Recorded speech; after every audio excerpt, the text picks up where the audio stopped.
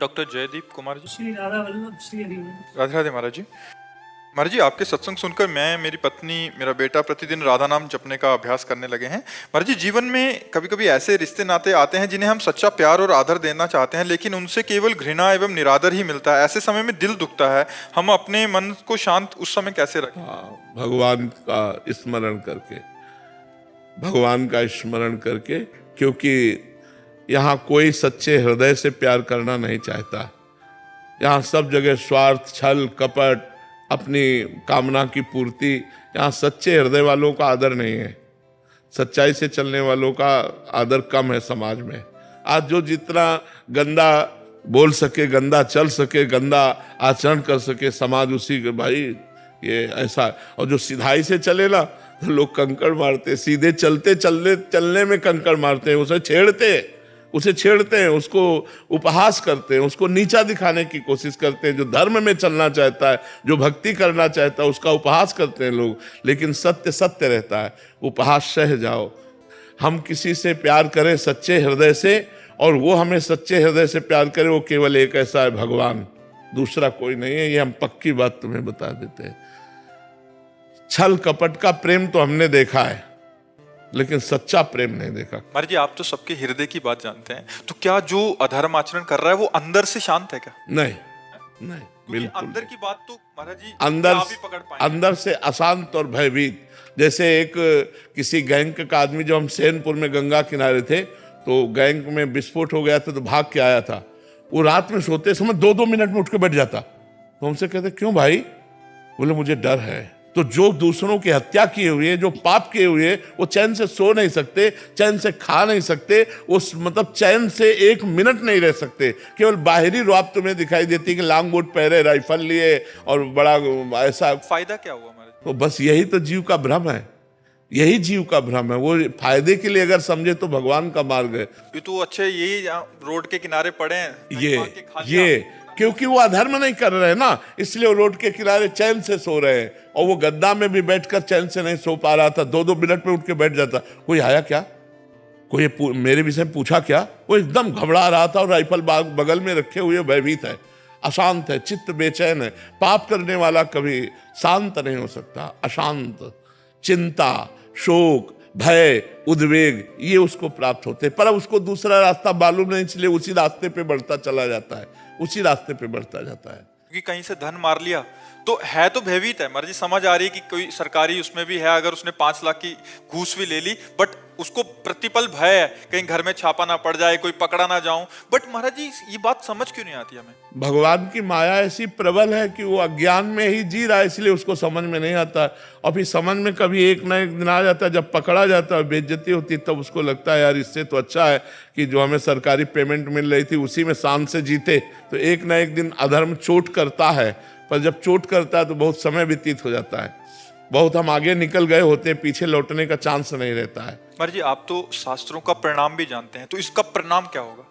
नरक, अन्य पशु पक्षियों की योनियों में जाना, भयानक रोगों से ग्रसित हो जाना, और इसी जन्म में परिवार में भयानक अशांति फैल जाना। ये पक्का बात? पक्का, बिल्कुल पक्का है। अगर आप घूस लोगे, अधर्म का पैसा लोगे, तो आपका परिवार कभी सुख, चैन और शांति से नहीं रह सकता। आपके लड़के, आपके परिवार वाले ही आपको उसका परिणाम दिखा देंगे कि आपने जो कमा के दिया है वो अशांति और दुख का कारण है, अशांति और दुख का कारण है। श्री हरिवंश महाराज जी, महाराज जी, आपकी अपार कृपा से मैंने समस्त दुष्कर्म जैसे व्यभिचार, मादक पदार्थों का सेवन, धूम्रपान, झूठ बोलना, चोरी करना, पैसे का छल कपट करना को त्याग दिया। परंतु एक मन में बहुत खेद है कि आप इतनी देर से क्यों मिले महाराज जी? आज जीवन की 46 वर्ष की आयु व्यर्थ हो। इस विषय पर न सोचे, अब ये सोचे कि जब से मिले हैं तो अब हमको समय नष्ट नहीं करना, अब हमको अच्छे से समय गुजारना है। भगवान का नाम जप करते हुए, परोपकार करते हुए, धर्म पूर्वक धन कमाते हुए, परिवार का प्यार पूर्वक पोषण करते हुए, अब जीवन में अपराध नहीं करना, गलती नहीं करना। अब लो नशानी, अब ना नशई हो। तो जितनी श्वासें हैं, जितना आपका समय है, वही भगवत प्राप्ति के लिए पर्याप्त है। उसी से भगवान की प्राप्ति हो जाएगी। हमें जो समय अब मिला है, हम जग गए तो अब हमसे गलती ना होने पावे, ये सबसे बड़ी बात है। पीछे जो भूत गया उसको तो छोड़ो, अब भविष्य की चिंता को छोड़ो, वर्तमान को संभाल लो। वर्तमान को भगवान नाम जप में, वर्तमान को परोपकार में, वर्तमान में दूसरे की सेवा करो, इसी से तुम्हारा मंगल हो जाएगा। अंजू जिंदल जी। राधे राधे महाराज। महाराज जी आपके चरणों में कोटि कोटि प्रणाम। महाराज जी मेरे प्रश्नों के सारे उत्तर तो आप अपने आप ही दे देते हैं, मुझे तो सिर्फ इतना पूछना है कि आपको मेरे और मेरे जैसे जितने भी लोगों का प्रश्न होता है उनका उत्तर और प्रश्न दोनों कैसे पता लग जाता है, क्योंकि सब यही कहते हैं कि हम प्रश्न सोचा और अगले दिन महाराज जी ने हमारे प्रश्न का उत्तर दिया। नहीं, इसमें मुख्य बात भगवान की है, जो हमारे भी हृदय में बैठे और आपके भी हृदय में बैठे हुए। तो आपके हृदय में कोई ऐसा प्रश्न हुआ और किसी ने आप प्रश्न कर दिया और उसका उत्तर आपको मिल गया, तो इसमें मुखिया भगवान हुए ना, मुख्य तो भगवान हुए।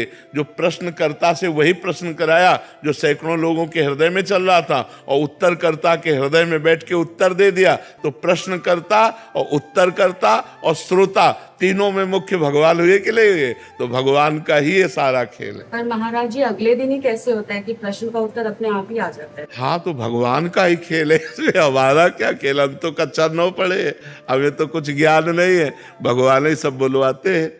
अनन्या सिंह जी।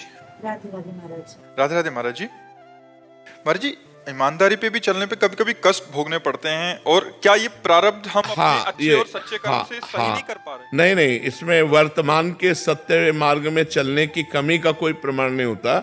इसमें होता हम सत्य चल रहे हैं, लेकिन इस समय हमारा बुरा प्रारब्ध चल रहा है। तो देखा जाता है कभी कभी धर्मात्मा पुरुष दुख भोगते हुए और पापात्मा पुरुष सुख भोगते हुए।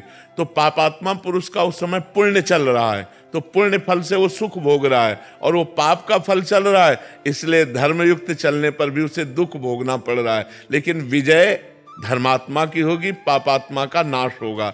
जैसे कुछ समय तक 12 वर्ष का वनवास, 1 वर्ष का अज्ञातवास पांडवों को भोगना पड़ा, और सम्राट पद पर दुर्योधन बैठे खूब फूला, लेकिन अंत में हस्तिनापुर नरेश महाराज युधिष्ठिर हुए और कौरवों का सम्यक विनाश हुआ। तो पापात्मा पुरुष कभी कभी सुखी देखा जाता है वो अपने पुण्य बल से, और जब उसका पुण्य क्षीण हो जाएगा और वर्तमान का पाप और पुराना पाप जुड़ेगा तब वो ब्लास्ट हो जाएगा, तब वो नष्ट हो जाएगा। तो हमें चाहिए धर्म से ही चलना चाहिए, भले दुख मिले तो हमारे पूर्व पाप का परिणाम है, उसे हम भोग लेते हैं, आगे हमारा मंगल होगा। ये पक्का निश्चित बात है, इसमें कोई भी संशय नहीं है।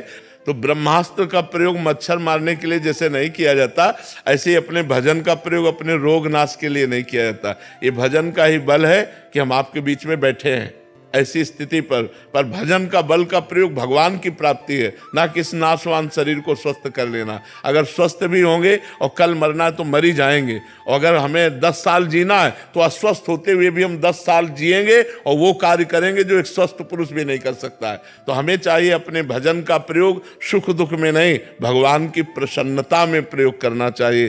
तो भगवान प्रसन्न हो गए तो जा पर कृपा राम की हुई, ता पर कृपा करे सब कोई, सब मंगल हो जाएगा, सब आनंद हो जाएगा। मनोज गांधी जी करनाल से। महाराज जी आपके चरणों में कोटि कोटि प्रणाम। महाराज जी जीवन में कभी किसी का गलत नहीं किया, हमारे पास मौका भी आया गलत करने का, फिर भी नहीं किया, पर लोग अपना समय आते ही अपना रंग दिखा देते हैं, हमारे साथ गलत कर देते हैं, उन्हें हमें जवाब कैसे देना चाहिए? नम्रता पूर्वक गलत ना करते हुए। यदि आप सत्संगी हैं, आप विवेकी हैं, तो आप तो गलत कीजिएगा मत, और आपके साथ जो गलत होता है उसे सह लीजिएगा। आप अच्छा कीजिएगा तो आपकी उन्नति हो जाएगी, लौकिक और पारलौकिक दोनों उन्नति हो जाएगी। सांसारिक उन्नति भी हो जाएगी और भागवतिक उन्नति हो जाएगी। और जो आपको ठग रहे हैं, आपके साथ बेईमानी कर रहे हैं, आपके साथ अपना गलत रूप दिखा रहे हैं, उनका लोक और परलोक दोनों नष्ट हो जाएगा। तो अपने को चाहिए कि जो अपने साथ गलत करे उसके साथ अच्छा व्यवहार करें, क्योंकि हम लोग सत्संगी हैं, हम लोग भागवतिक हैं। तो जैसे किसी ने बहुत गरमबाजी दिखाई दी, गाली दे रहा है, अपमानित कर रहा है, तो शांत होकर वहां से निकल जाओ। अगर शांत होकर नहीं निकलते तो आपका भी अहित है और उसका भी अहित है। आप लड़ गए, मारपीट हुई, पुलिस में मुकदमा चला, फिर जीवन बर्बाद हो गया। और अगर थोड़ा झुक के चले गए तो उसको ऐसा ऐसा तमाचा मारेंगे ठाकुर जी ना कि वो सारी रंगबाजी हिरा जाएगी। जब शरीर स्वस्थ होता है, जेब में रुपया होता है, मनमानी भोग होता है, तो लगता है कौन भगवान, फिर उसका जब तमाचा पड़ता है तो आवाज नहीं होती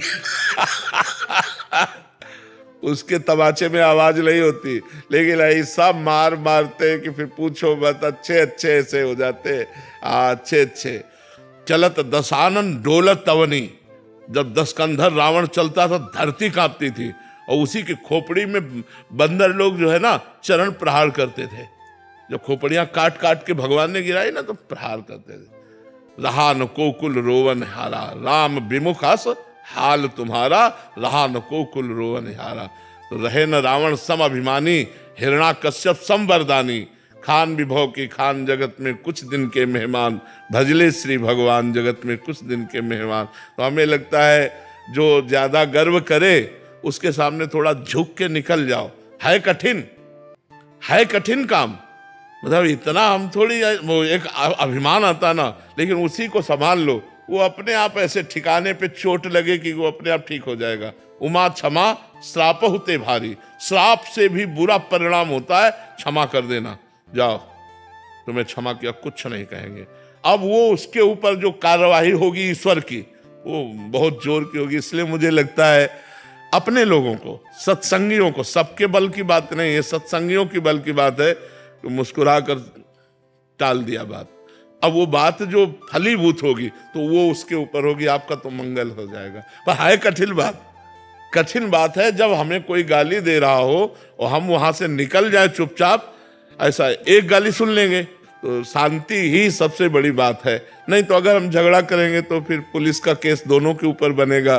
तो हमें लगता है अपने परेशानी को बचाने के लिए, अपने को उन्नतिशील करने के लिए हर जगह से अपने को बचाना चाहिए।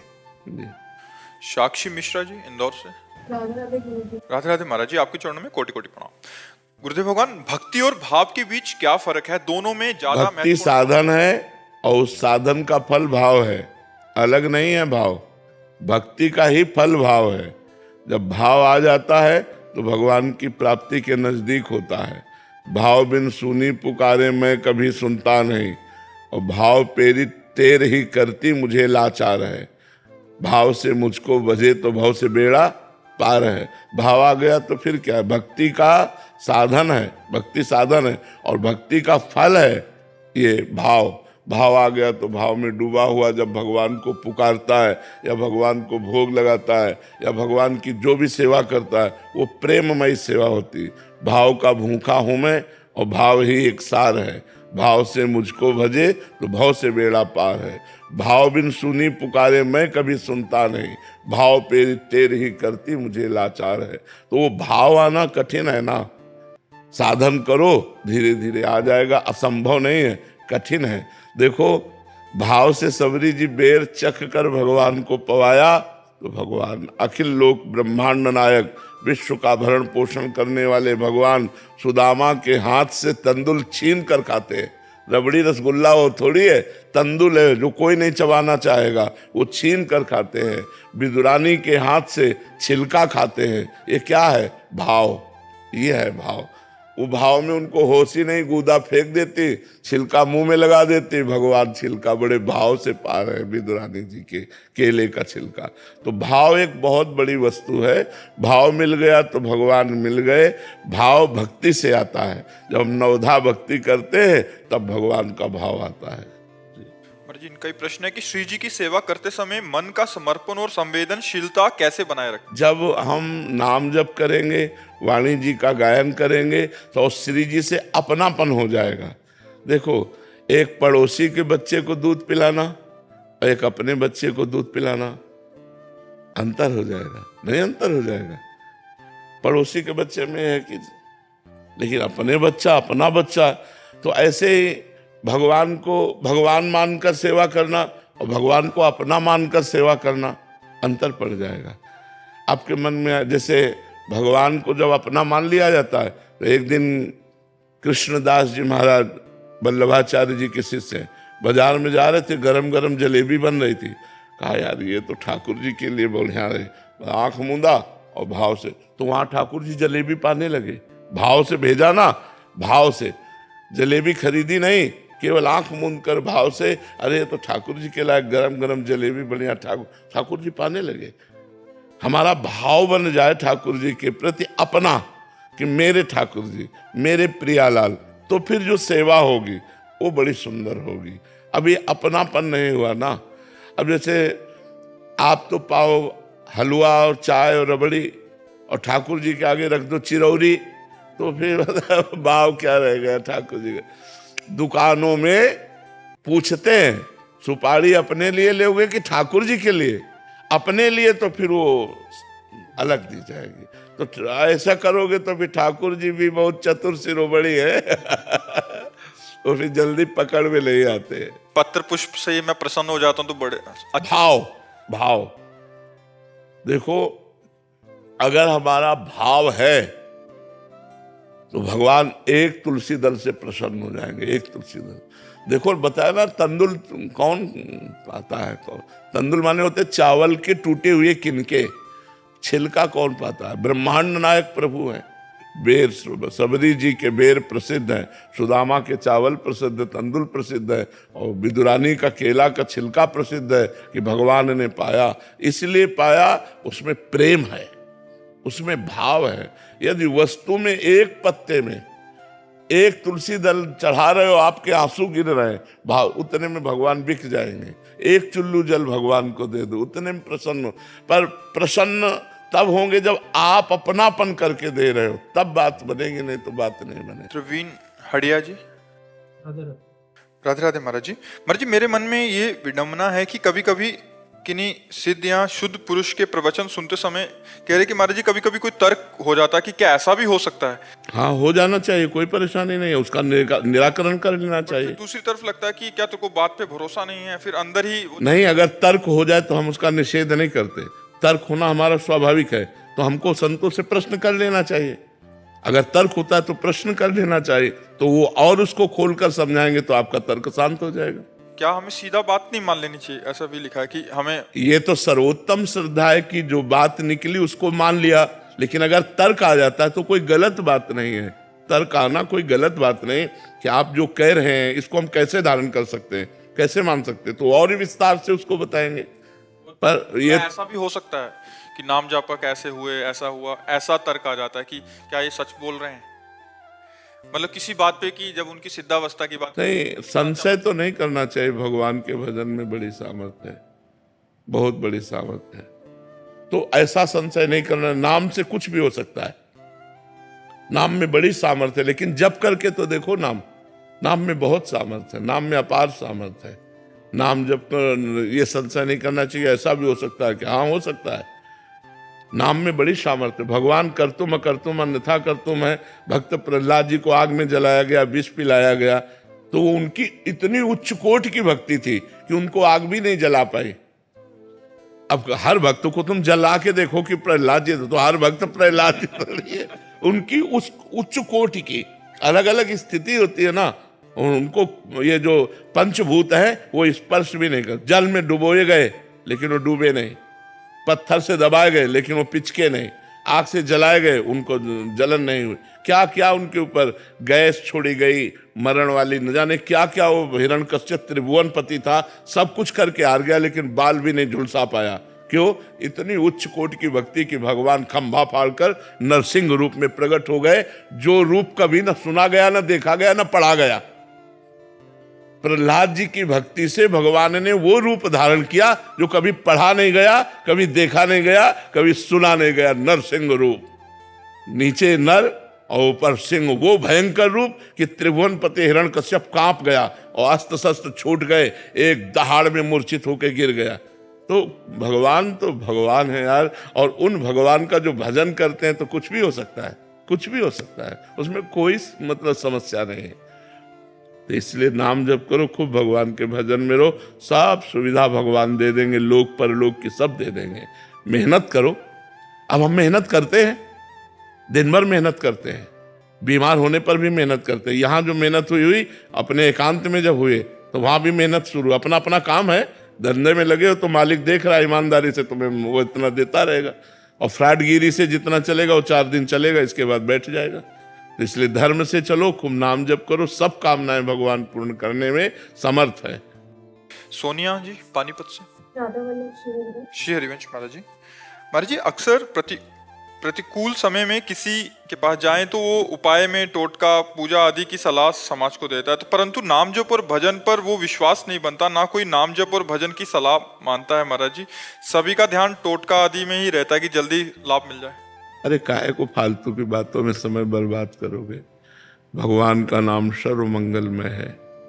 भगवान की शरण में होने पर, भगवान का नाम जप करने से जो प्रारब्ध दुख है वो भोगने की सामर्थ्य आती है और नए पाप नष्ट हो जाते हैं, पाप करने की इच्छा का नाश हो जाता है, जीव का परम मंगल हो जाता है। इन टुटका फुटका से कुछ नहीं होता।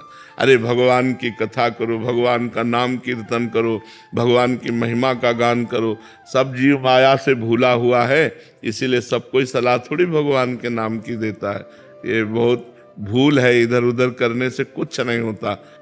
सुनो भरत भावी प्रबल बिलख कहो मुनिनाथ, हानि लाभ जीवन मरण जस अपजस विधि हाथ। ये टुटका से ठीक होने वाला नहीं है, ये विधान है, टुटका से ठीक होने वाला नहीं। भाई मैं हमारी बात मान लो, भगवान का आश्रय लो। सर्व विपत्ति का नाश करने में समर्थ केवल भगवान है, दूसरा कोई नहीं है। हर दुख का नाश करने के लिए भगवान समर्थ है, हरि समर्थ है। उनका आश्रय लो, उनका नाम जपो करो। अगर भाई किसी को टुटका से फायदा मिल जाए तो आपके पुण्य से उसका लाभ मिला है, ना कि टुटका से।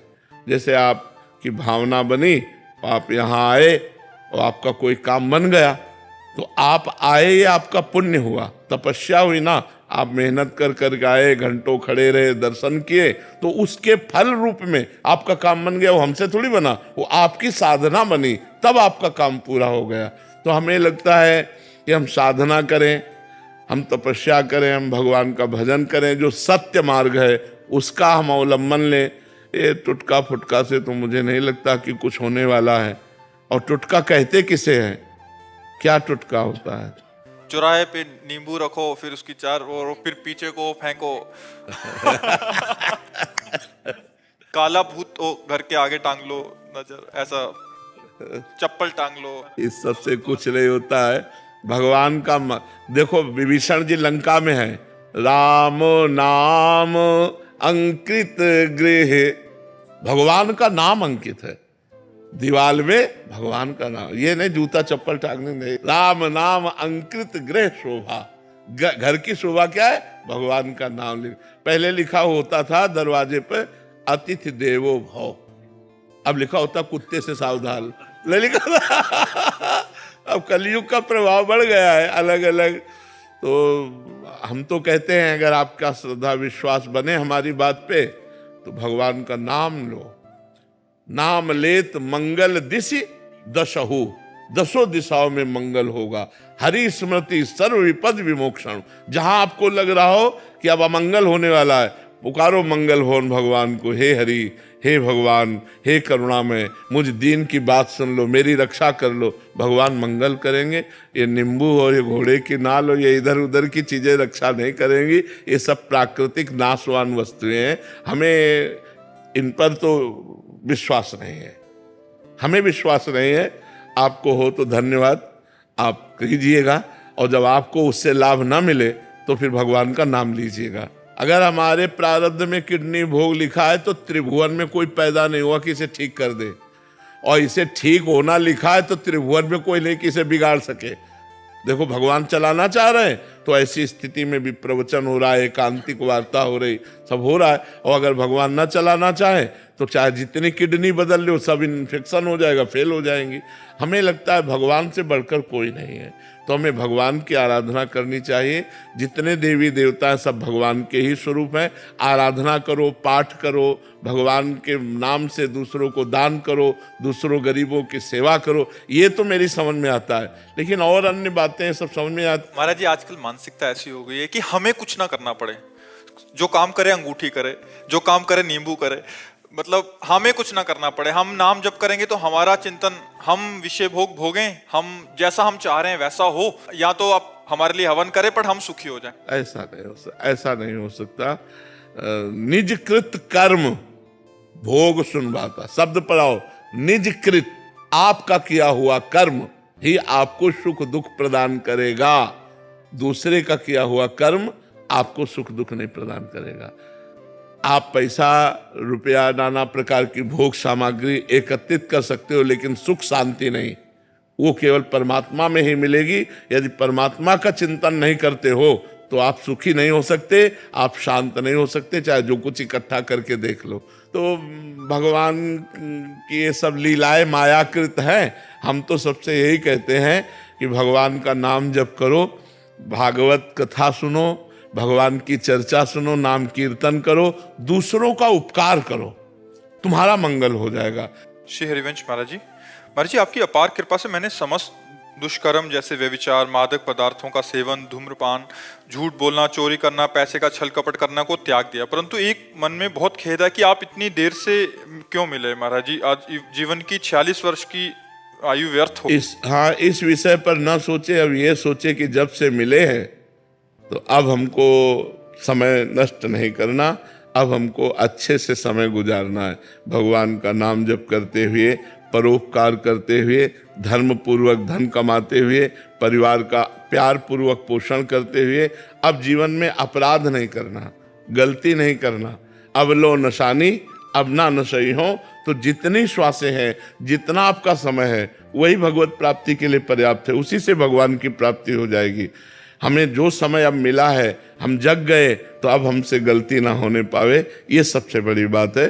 पीछे जो भूत गया उसको तो छोड़ो, अब भविष्य की चिंता को छोड़ो, वर्तमान को संभाल लो। वर्तमान को भगवान नाम जप में, वर्तमान को परोपकार में, वर्तमान में दूसरे की सेवा करो, इसी से तुम्हारा मंगल हो जाएगा।